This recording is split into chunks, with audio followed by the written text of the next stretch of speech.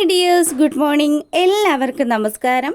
മൗനരാഗം സീരിയലിൻ്റെ ഇന്നത്തെ വിശേഷത്തിലേക്ക് എല്ലാവർക്കും സ്വാഗതം കേട്ടോ. അങ്ങനെ നമ്മുടെ മൂങ്ങ മുത്തശ്ശിയും പ്രകാശനും കൂടി അത്താഴം കഴിച്ചുകൊണ്ടിരിക്കുക.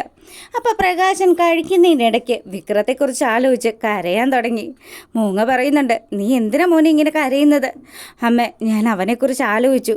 അവനിപ്പോൾ എങ്ങനെയായിരിക്കും? ജയിലിലെ ഭക്ഷണമൊക്കെ അവൻ ഇഷ്ടപ്പെടുവോ ആവോ? അമ്മ ഉണ്ടാക്കുന്ന ഭക്ഷണമൊക്കെ അവന് വലിയ താല്പര്യമുള്ളത്. എടാ, അതിനിപ്പോൾ എന്തു ചെയ്യാൻ പറ്റും? ഞാൻ ഇവിടുന്ന് ഭക്ഷണം ഉണ്ടാക്കി കൊണ്ടുപോയാൽ ജയിലിലുള്ളവരത് സമ്മതിക്കില്ലല്ലോ. എന്തായാലും അവൻ പരോളിലിറങ്ങുന്ന സമയത്ത് അമ്മ അവന് വേണ്ടിയിട്ട് ഇഷ്ടമുള്ളതൊക്കെ ഉണ്ടാക്കി കൊടുക്കണം. അതൊക്കെ ഞാൻ ചെയ്തു കൊടുക്കുമല്ലോ. അതിന് നീ ഇപ്പോൾ പ്രത്യേകിച്ച് എന്നോട് പറയേണ്ട ആവശ്യമുണ്ടോ പ്രകാശ? അതെ അമ്മ, എൻ്റെ കുഞ്ഞ് അങ്ങനെ ജയിലിൽ കിടക്കുന്നതിനൊക്കെ കാരണക്കാരി ആ കല്യാണിയാണ്. അവളെ കൊന്നാലേ എനിക്ക് സമാധാനം കിട്ടുള്ളൂ എന്ന് പ്രകാശൻ പറഞ്ഞു. അങ്ങനെ മൂങ്ങ ആലോചിക്കുക, എൻ്റെ കൊച്ചുമോളെ കൊല്ലാൻ നിന്നെ ഞാൻ സമ്മതിക്കാടാ. അങ്ങനെ അവിടെ ആ ഒരു സീനൊക്കെ കഴിയുമ്പോൾ നമ്മളെ കാണിക്കുന്നത് നമ്മുടെ കല്യാണിയുടെ വീട്ടിലേക്ക് ലക്ഷ്മിയമ്മ വരുന്നതാണ്. ലക്ഷ്മിയമ്മയെ കണ്ടതും കല്യാണി ചോദിച്ചു, അമ്മയോ? അമ്മ എപ്പോഴാണ് എത്തിയത്? മോളെ, എൻ്റെ മോൾക്ക് എന്താ പറ്റിയത്? അവളെ ഞാൻ വിളിച്ചിട്ട് അവൾ ഫോൺ എടുക്കുന്നില്ലല്ലോ. എന്താ സംഭവിച്ചത്? അതമ്മേ എന്ന് പറഞ്ഞ് കല്യാണി കുറച്ച് സമയം മിണ്ടാതെ നിൽക്കുക. അപ്പോൾ കിരണിനോട് ലക്ഷ്മിയമ്മ കാര്യങ്ങൾ ചോദിച്ചു. അവൻ എല്ലാത്തിൻ്റെ പിന്നിൽ കളിച്ചിരിക്കുന്നത് ആ വിക്രമാണ്. അവനുണ്ടല്ലോ കാർത്തിക ചേച്ചിയുടെ തലയ്ക്കടിച്ചു. അങ്ങനെ ഇപ്പോൾ ആശുപത്രിയിലാണ് ഉള്ളത്. ലക്ഷ്മി അമ്മ പേടിക്കുന്ന വിധത്തിൽ ഒരു പ്രശ്നവും കാർത്തിക ചേച്ചിക്കില്ല. എന്നാലും എൻ്റെ മക്കളെ, ഇത്രയും വലിയൊരു കാര്യം നടന്നിട്ട് നിങ്ങൾ എന്നെ അറിയിച്ചില്ലല്ലോ എന്ന് ലക്ഷ്മി അമ്മ ചോദിക്കുക. അപ്പം തന്നെ നമ്മുടെ കല്യാണി പറഞ്ഞു, അതെ അമ്മയെ സങ്കടപ്പെടുത്തണ്ടെന്ന് കാർത്തിക ചേച്ചി പറഞ്ഞതുകൊണ്ടാണ്. അല്ലായിരുന്നെങ്കിൽ ഞങ്ങൾ ഈ വിവരങ്ങൾ മുഴുവനും അമ്മയെ വിളിച്ച് അറിയിച്ചേനെ. ഇനിയിപ്പം എനിക്ക് ഉടനെ തന്നെ എൻ്റെ കുഞ്ഞിനെ കാണണം. ഇതിനെയൊക്കെ കാരണക്കാരനായിട്ടുള്ളത് ആ വിക്രമാണല്ലോ. ജയിലിൽ കിടക്കുന്ന ഗംഗാപ്രസാദിൻ്റെ കാര്യത്തിൽ ഒരു സമാധാനത്തിലിരിക്കുമായിരുന്നു ഞാൻ. അതുകൊണ്ട് മാത്രമാണ് ഞാൻ ചെന്നൈയിലേക്ക് പോയത്. പക്ഷേ ഇതിപ്പം ഇവൻ ഇങ്ങനെ ഒരു ചതി ചെയ്യുമെന്ന് സ്വപ്നത്തിൽ പോലും ഞാൻ വിചാരിച്ചില്ല എന്ന് ലക്ഷ്മിയമ്മ പറഞ്ഞു. കിരണാണെങ്കിലോ, കല്യാണി നീ ലക്ഷ്മിയമ്മയും കൂട്ടിയിട്ട് ഇപ്പം തന്നെ കാർത്തികയുടെ ആശുപത്രിയിലേക്ക് ചെല്ലണം. അങ്ങനെ ആ ഒരു സീൻ കഴിഞ്ഞതും നമ്മുടെ കാർത്തികയെ വന്ന് ലക്ഷ്മിയമ്മ കാണുക. എൻ്റെ കുഞ്ഞിൻ്റെ തല കണ്ടിട്ട് സഹിക്കുന്നില്ല മോളെ എന്താടി നീ അമ്മയോട് പറയാതിരുന്നതെന്ന് ലക്ഷ്മിയമ്മ കാർത്തികയോട് ചോദിച്ചു. അപ്പോൾ കാർത്തിക പറയുന്നുണ്ട്, എൻ്റെ അമ്മ ഇനി ഈ കാര്യങ്ങളൊക്കെ അറിഞ്ഞിട്ട് ചെന്നൈയിൽ നിന്ന് വരുമ്പോൾ അമ്മയ്ക്ക് പ്രഷർ എങ്ങാനും ലോ ആയി പോയാലോ? എന്തിനാ വെറുതെ അമ്മയെ ടെൻഷൻ അടിപ്പിക്കുന്നത്? എന്നാലും അല്പം പോലും മനസാക്ഷി ഇല്ലാതെയല്ലേ അവൻ എൻ്റെ മോളുടെ തലക്കടിച്ചത്. അവന് പണം വേണ്ടിയിരുന്നെങ്കിൽ എത്ര വേണമെങ്കിലും കൊടുക്കുമായിരുന്നല്ലോ. അവന് പണം മാത്രമല്ലല്ലോ ആവശ്യം. കാർത്തിക ചേച്ചി ലക്ഷ്മി അമ്മയും വന്നതുകൊണ്ടാണ് അവന് കിട്ടാൻ പോയ മഹാഭാഗ്യം കിട്ടാതെ പോയതെന്ന് അവനൊരു ധാരണയുണ്ട്. അതിൻ്റെ പേരിൽ പ്രതികാരം തീർത്തത് അമ്മ. എന്തായാലും അവനെ ചുരുട്ടിക്കൂട്ടി കിരണേട്ടൻ പോലീസുകാർക്ക് കൈമാറുകയും ചെയ്തു. 2 പേർക്ക് കണക്കിന് കിരണേട്ടൻ കൊടുത്തിട്ടുണ്ട്. ഇനി ഒരിക്കലും അവരാരും നമ്മളെ ശല്യം ചെയ്യാൻ വരില്ല എന്ന് കൂടി കല്യാണി പറഞ്ഞു. അതൊന്നും പറയാൻ പറ്റില്ല മോളെ. പ്രകാശനുണ്ടല്ലോ പുറത്ത്. പ്രകാശനും അവൻ്റെ മകനെ ജയിലിലാക്കിയതിൻ്റെ ദേഷ്യം കാണും. അതുകൊണ്ട് ഏത് നിമിഷവും പ്രകാശൻ ഇവിടെ എത്താനുള്ള സാധ്യതയൊക്കെയുണ്ട്. ഇനി മുതൽ ഞാൻ എൻ്റെ മോളുടെ കൂടെ നിൽക്കാം. അതിൻ്റെ ഒന്നും ആവശ്യമില്ലെന്ന്. ഈ ആശുപത്രിയിൽ കിരണേട്ടൻ നിയമിച്ചിരിക്കുന്ന ആൾക്കാരും അതുപോലെ അച്ഛൻ്റെ ആൾക്കാരും ഒക്കെയുണ്ട്. ഇവിടെ അങ്ങനെ ആലമ്പായിട്ട് ആര് വന്നാലും അവരെ അവന്മാർ കൈകാര്യം ചെയ്തോളും. അതുകൊണ്ട് അമ്മ ആ കാര്യങ്ങളൊന്നും ആലോചിച്ച് ടെൻഷൻ അടിക്കണ്ടെന്ന് പറഞ്ഞു. മോളെ, എൻ്റെ കുഞ്ഞിന് തലയ്ക്ക് പ്രശ്നമുള്ളതാ. അതിൻ്റെ ഇടയ്ക്ക് ആ ദുഷ്ടൻ തലയ്ക്ക് തന്നെ അടിച്ചത്. അങ്ങനെയൊന്നും അമ്മ ആലോചിച്ച് ടെൻഷൻ അടിക്കണ്ട. ചേച്ചിയുടെ സ്കാനിങ് റിപ്പോർട്ടിലൊക്കെ വലിയ പ്രശ്നങ്ങളൊന്നുമില്ല. ആദ്യം കൊണ്ടുവന്ന സമയത്ത് മാത്രം ഡോക്ടർ പറഞ്ഞായിരുന്നു ഇച്ചിരി പ്രശ്നമാണെന്ന്. പിന്നെ ഈശ്വരൻ്റെ അനുഗ്രഹം കൊണ്ട് നമുക്ക് പേടിക്കാനുള്ള കാര്യങ്ങളൊക്കെ മാറിക്കിട്ടിയമ്മേ.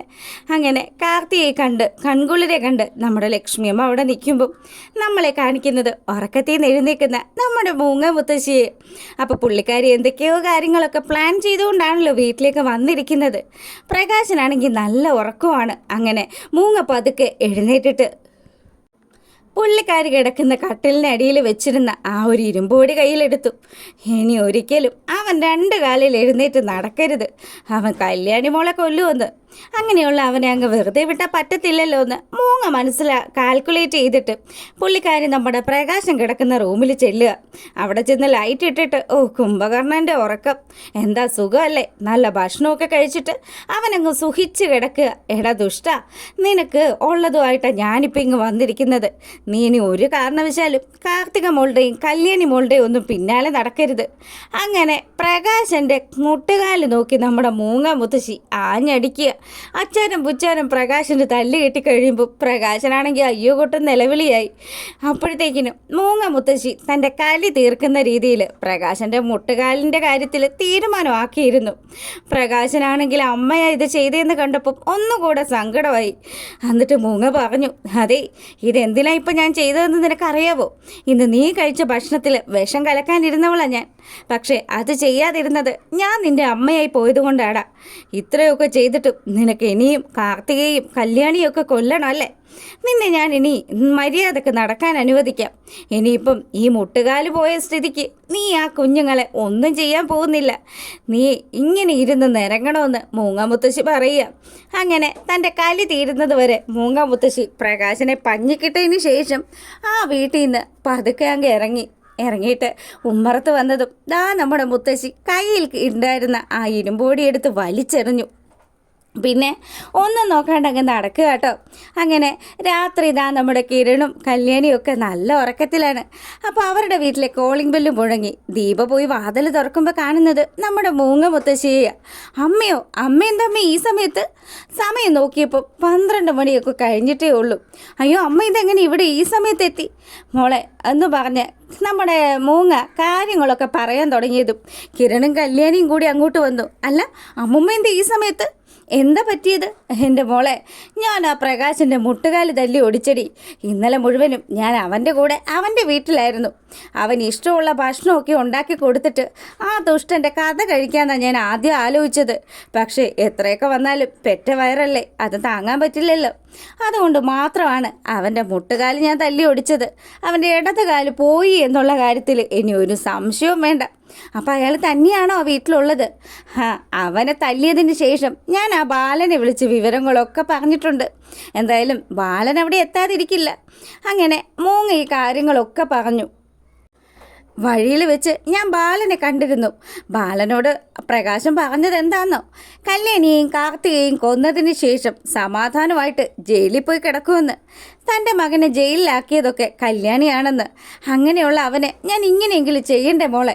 ഇല്ലേ പിന്നെ ഞാനൊരു അമ്മമ്മയാണെന്ന് പറയുന്നതിൽ എന്താ അർത്ഥം? അവനെ വളർത്തി വഷളാക്കിയ തള്ളയാ ഞാൻ. അപ്പം ഞാൻ തന്നെയാണ് അത് ചെയ്യാനുള്ള എല്ലാ അർഹതയും എനിക്ക് തന്നെയാണ് ഉള്ളതെന്നും മൂങ്ങമുത്തശ്ശി പറഞ്ഞു.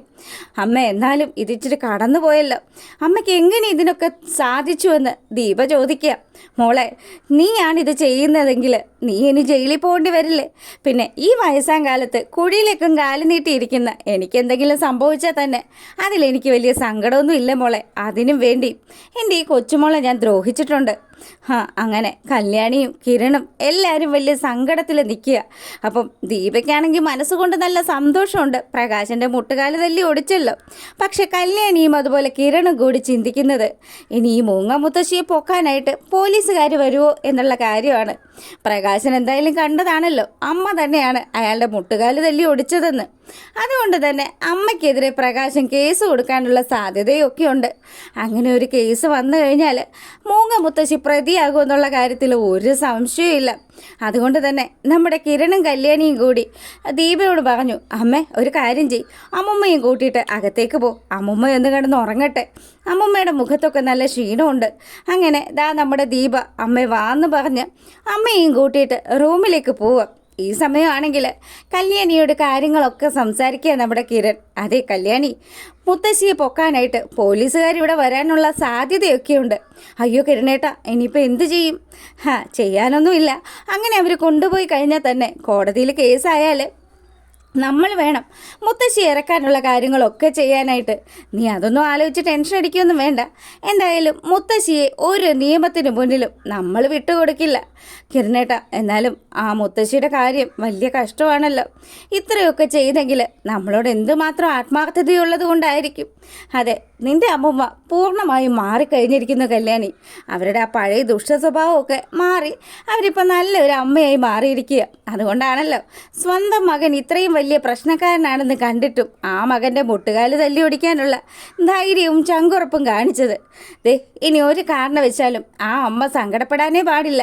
അമ്മയ്ക്ക് വേണ്ടുന്ന കാര്യങ്ങളൊക്കെ നീയും ഞാനും ചേർന്ന് ചെയ്യണമെന്ന് അവരൊരു തീരുമാനം എടുക്കുന്നത് കാണിച്ചുകൊണ്ടാണ് വിശേഷം അവസാനിക്കുന്നത്.